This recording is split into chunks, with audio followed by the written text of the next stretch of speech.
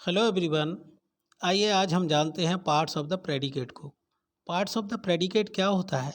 पिछले वीडियो में हमने देखा था parts of the subject, subject के पार्ट। अगर वो वीडियो आप लोगों ने नहीं देखा है तो उसका लिंक हम नीचे डिस्क्रिप्शन बॉक्स में दे रहे हैं।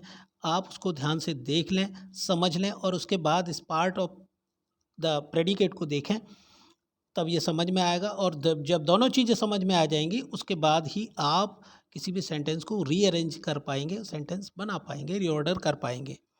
तो देखते हैं पार्ट्स ऑफ द प्रेडिकेट। हमने आपको पिछले वीडियो में बताया था एक सेंटेंस के ही दो पार्ट होते हैं, एक सब्जेक्ट होता है, दूसरा प्रेडिकेट होता है। तो यहाँ उदाहरण दिए हैं, इसमें देखते हैं जरा। यह लिखा हुआ boys run, boys run. Subject क्या होता है?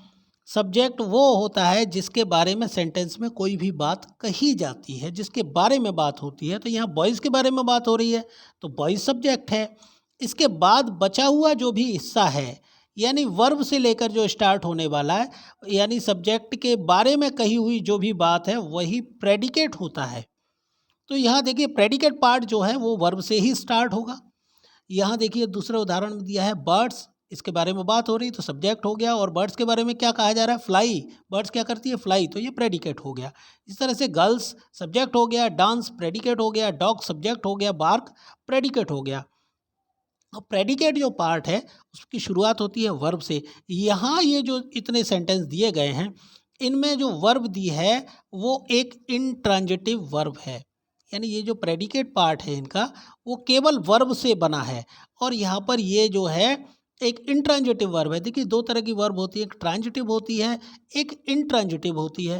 तो ट्रांजिटिव वर्ब जो होती है उसको हिंदी में कहते हैं सकर्मक क्रिया, यानी उसके साथ में ऑब्जेक्ट दिया होता है, वर्ब के साथ में ऑब्जेक्ट दिया होता है।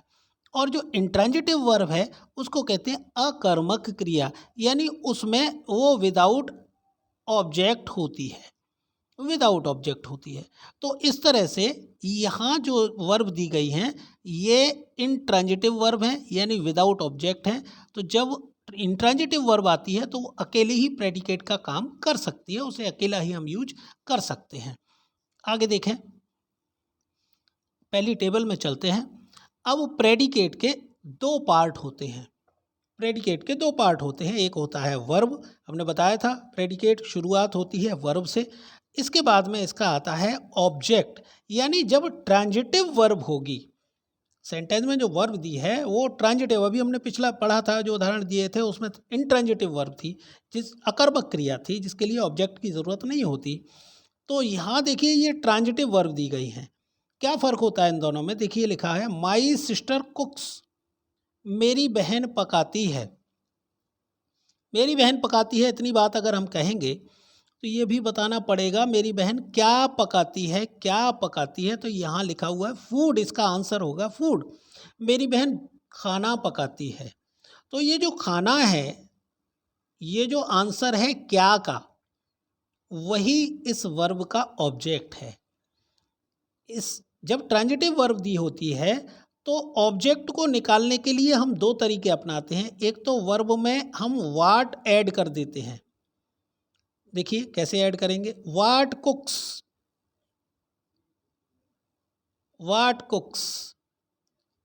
अगर ऐसा जोड़ दें हम, वाट कुक्स, माई सिस्टर कुक्स, तो हम वाट से क्वेश्चन पूछ लें, what does my sister cook, what does my sister cook, मेरी बहन क्या पकाती है। आंसर मिला क्या पकाती है?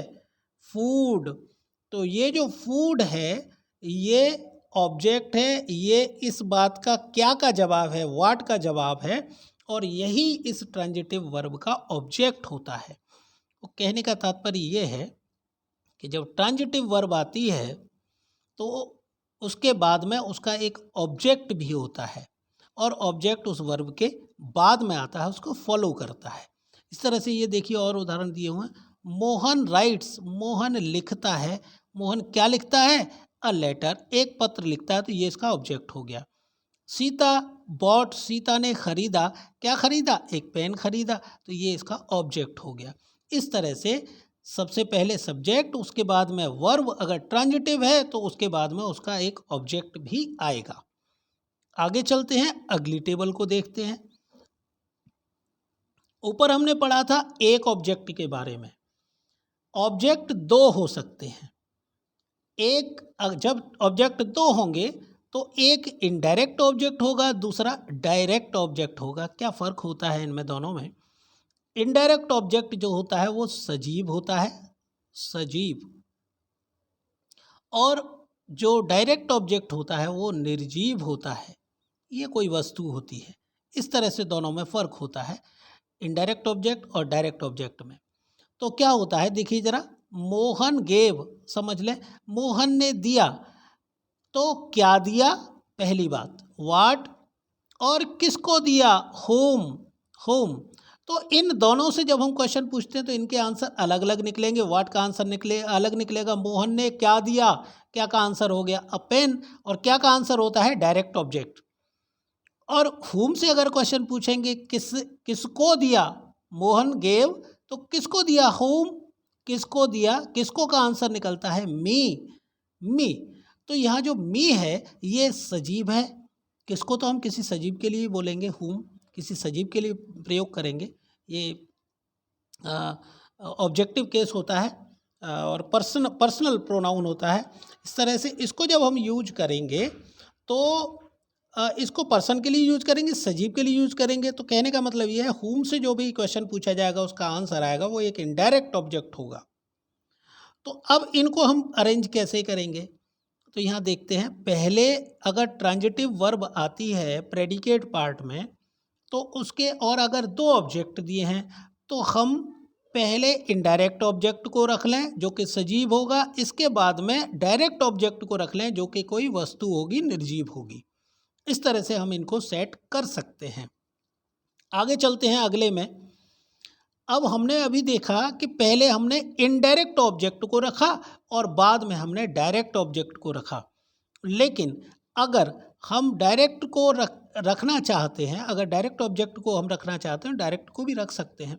यानी ट्रांजिटिव वर्ब के साथ में जब दो ऑब्जेक्ट हैं तो हम किसी भी ऑब्जेक्ट को पहले रख सकते हैं। इनडायरेक्ट को यूजुअली ज़्यादातर लोग रखते हैं, आसान है, उसका रीज़न है आसान होने का। वर्ब के बाद में जब ऑब्जेक्ट, अगर मान लीजिए इनडायरेक्ट को हमने रखा था तो डायरेक्ट में हमने कुछ नहीं लगाया था, उसको सीधे सीधे रख दिया था लास्ट में। लेकिन यहाँ क्या होता है, जब हमने डायरेक्ट ऑब्जेक्ट को पहले रखा है तो बचा हुआ इनडायरेक्ट ऑब्जेक्ट जो कि एक सजीव होता है, उसको जब हमने बाद में बचा हुआ है दूसरे नंबर पे जब वो उसको आना है, तो इस इनडायरेक्ट ऑब्जेक्ट को हम सीधे सीधे नहीं लगाते हैं। इसमें क्या करते हैं, हम टू या फॉर प्रीपोजिशन का प्रयोग कर देते हैं। कहने का मतलब यह है, जब वर्ब ट्रांजिटिव हो और दो ऑब्जेक्ट दिए हों तो या तो हम इनडायरेक्ट ऑब्जेक्ट को पहले रख लें और डायरेक्ट को सीधे सीधे उसके बाद रख दें। अगर ऐसा नहीं कर रहे, अगर हम डायरेक्ट ऑब्जेक्ट को पहले रख रहे हैं तो इनडायरेक्ट ऑब्जेक्ट को बाद में रखने से पहले टू या फॉर को यूज करना पड़ेगा। ये चीज़ हमें ध्यान रखनी है। चलिए अगली टेबल को देखते हैं। अगली टेबल में क्या है, वर्ब, जहाँ प्रेडिकेट पार्ट जो हमने बताया था वर्ब से स्टार्ट होता है, तो यहाँ प्रेडिकेट पार्ट में जब वर्ब किसी टू बी की फॉर्म हो, टू बी की फॉर्म कौन कौन सी होती है, इज, एम, आर, वाज, वर, ये टू बी की फॉर्म होती है। जब टू बी की फॉर्म से स्टार्ट हो रहा हो प्रेडिकेट पार्ट, इनको हम लिंकिंग वर्ब भी कहते हैं। तो ये जो जब लिंकिंग वर्ब से स्टार्ट होता है प्रेडिकेट पार्ट, तो उसका ऑब्जेक्ट नहीं होता, ऑब्जेक्ट नहीं होता। फिर क्या होता है, ऑब्जेक्ट नहीं होता तो यहाँ होता है कंप्लीमेंट। क्या होता है, कंप्लीमेंट। कंप्लीमेंट क्यों कहते हैं इसको, देखते हैं जरा, समझते हैं। यहाँ देखिए पढ़ के देखते हैं। दिस इज, यह है, तो हमें यह बताना जरूरी होगा कि यह क्या है, यह क्या है। तो इस सेंटेंस को, जो इनकम्प्लीट सेंटेंस है, इसको कंप्लीट करने के लिए हम कोई ना कोई शब्द इस्तेमाल करेंगे। तो यहाँ हमने लिखा हुआ है अ table, this is a table. तो ये जो अ टेबल है ये इस सेंटेंस को कंप्लीट करता है, इसलिए इसका नाम है कंप्लीमेंट। इस तरह से क्रम ये हो जाएगा कि जब सब्जेक्ट के बाद में लिंकिंग वर्ब आएगा तो उसके बाद में कोई ना कोई कंप्लीमेंट जरूर आएगा।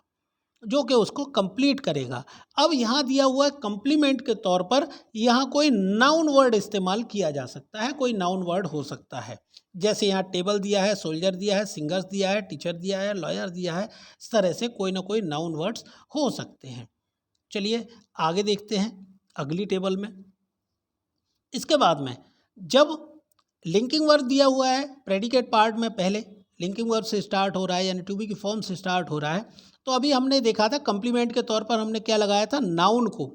अब नाउन की जगह पर हम कंप्लीमेंट को अगर ज़रूरत पड़ती है तो हम एडजेक्टिव को भी कंप्लीमेंट के तौर पर यूज कर सकते हैं। ज़रूरी नहीं कि कंप्लीमेंट में केवल नाउन ही होगा, एडजेक्टिव भी हो सकता है। कैसे हो सकता है, मोहन इज, मोहन है, मोहन कैसा है, डल है। इसी तरह से आई एम, मैं हूँ, मैं कैसा हूँ, हैप्पी हूँ। सोहन वाज, सोहन था, सोहन कैसा था, इंटेलिजेंट था। तो ये जो हैं ये वर्ड्स नाउन और प्रोनाउन की विशेषता बताते हैं, इनको एडजेक्टिव कहते हैं और इनको हम कंप्लीमेंट की जगह पर यूज कर सकते हैं, यानी ये भी सेंटेंस को कंप्लीट करने के काम आते हैं। तो क्रम ये हो जाएगा, सब्जेक्ट के बाद अगर लिंकिंग वर्ब है तो लिंकिंग वर्ब आएगा और उसके बाद में कंप्लीमेंट के तौर पर नाउन भी आ सकता है और एडजेक्टिव भी आ सकता है। अगले में चलते हैं टेबल, अगली टेबल में क्या है ना, यहाँ देखिए प्रेडिकेट में फिर से वही टू बी की फॉर्म दी हुई है लिंकिंग वर्ब के तौर पे, यानी प्रेडिकेट पार्ट शुरू हो रहा है किसी टू बी की फॉर्म से, is am are was word से। उस कंडीशन में क्या होना है, इसके बाद में कंप्लीमेंट आना है। तो कंप्लीमेंट में हमने पढ़ा नाउन वर्ड हो सकता है, एडजेक्टिव हो सकता है। तो यहाँ और एक चीज़ पढ़ते हैं, एडवर्बियल फ्रेज भी हो सकता है। एडवर्बियल फ्रेज क्या होता है, एडजेक्टिव अभी हमने पढ़ा था। तो एडजेक्टिव क्या होता है, जो नाउन और प्रोनाउन की विशेषता बताता है उसे हम एडजेक्टिव कहते हैं। लेकिन जो वर्ब की विशेषता बताता है, वर्ब की विशेषता बताता है, उसे हम एडवर्ब कहते हैं। और यहाँ एडवर्ब जब एक से ज़्यादा शब्दों से मिलके बना है, वो एडवर्ब का काम कर रहा है, तो उसे हम एडवर्बियल फ्रेज बोलते हैं, एडवर्बियल फ्रेज बोलते हैं। तो यहाँ एडवर्बियल फ्रेज को भी हम कंप्लीमेंट की तरह से इस्तेमाल कर सकते हैं। तो यहाँ देखिए ज़रा इसको समझते हैं, फिर से सेंटेंस जो लिखे हुए हैं ध्यान से देखते हैं। द स्टूडेंट्स आर, विद्यार्थी हैं, विद्यार्थी हैं। अब यहाँ क्या लिखा हुआ, विद्यार्थी हैं कहाँ हैं, इन द क्लास, कक्षा में हैं। तो जो एडवर्ब होता है उसको आप समझ लें, एडवर्ब जो होता है वो व्हेन यानी कब, वाई यानी क्यों, वेयर यानी कहाँ और हाउ मतलब कैसे। ये जो चारों वर्ड हैं, व्हेन, वाई, वेयर, हाउ यानी कब, क्यों, कहाँ और कैसे, इन शब्दों के माध्यम से इनको जब हम वर्ब में जोड़ते हैं, इनका जो आंसर निकलता है वो एक एडवर्ब निकलता है। कैसे जोड़ के देखें, द स्टूडेंट्स आर, स्टूडेंट्स हैं। अब हम पूछें स्टूडेंट्स कहाँ हैं, तो कहाँ का जो आंसर मिलेगा, कहाँ है, इन द क्लास। ये जो इन द क्लास है ये एक एडवर्ब होगा, एक से ज़्यादा शब्द हैं इसलिए इसका नाम है एडवर्बियल फ्रेज। इसी तरह से माई बुक्स, मेरी पुस्तकें हैं। अब इसमें कहाँ जोड़ें, मेरी पुस्तकें कहाँ हैं, ऑन द टेबल, टेबल के ऊपर है। तो इस तरह से ये एडवर्ब का काम करते हैं, ये एडवर्ब ऑफ प्लेस कहलाते हैं। यानी कि जो भी एडवर्ब व्हेन से निकलेंगे, कब, कब से पता चलता है समय का, तो इससे निकलने वाले जितने एडवर्ब होंगे उनको एडवर्ब ऑफ टाइम बोलते हैं। इसी तरह से वाई वाले जो भी, वाई से जो क्वेश्चन पूछा जाता है उसके जो आंसर निकलते हैं उन एडवर्ब्स को हम एडवर्ब ऑफ रीजन बोलते हैं। इसी तरह से यहाँ पर जो पूछा जा रहा है वो वेयर से पूछा जा रहा है, तो इन एडवर्ब्स को यानी वेयर से जो क्वेश्चन पूछेंगे उसका जो आंसर निकलेगा तो वो एक एडवर्ब ऑफ प्लेस होगा।